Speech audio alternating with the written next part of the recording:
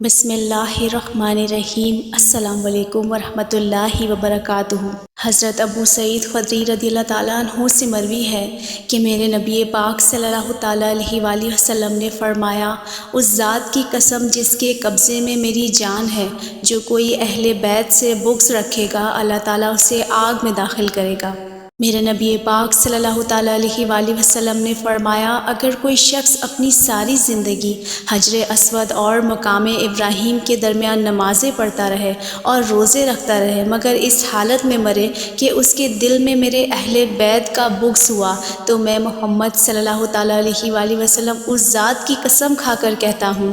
جس کے قبضہ قدرت میں مجھ یعنی محمد صلی اللہ تعالیٰ علیہ وآلہ وسلم کی جان ہے، کہ اللہ پاک اس شخص کو ضرور جہنم میں ڈالے گا۔ حضرت محمد مصطفیٰ صلی اللہ تعالیٰ علیہ وآلہ وسلم نے ارشاد فرمایا، اے علی علیہ السلام، اگر کوئی بندہ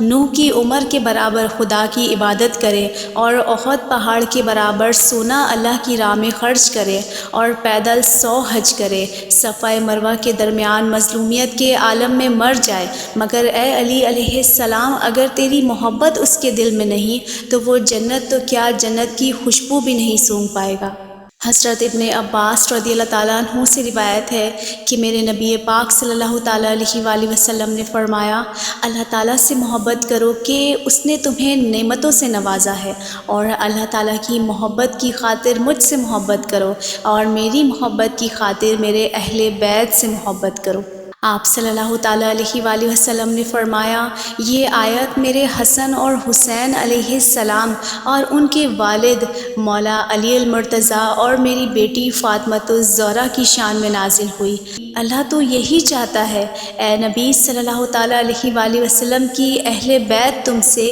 ناپاکی دور کر دے اور تمہیں پوری طرح پاک و صاف کر دے۔ آپ صلی اللہ تعالیٰ علیہ وآلہ وسلم نے فرمایا، تم میں سے کوئی شخص اس وقت تک مومن نہیں ہو سکتا جب تک اپنی ذات سے زیادہ میری ذات سے محبت نہ کرتا ہو اور میری اہل بیت اسے اپنے گھر والوں سے زیادہ محبوب نہ ہو۔ آپ صلی اللہ تعالیٰ علیہ وآلہ وسلم نے فرمایا، میری امت میں سب سے پہلے میرے حوض کوثر پر آنے والے وہ ہیں جو مجھ سے اور میرے اہل بیت سے محبت کرنے والے ہیں۔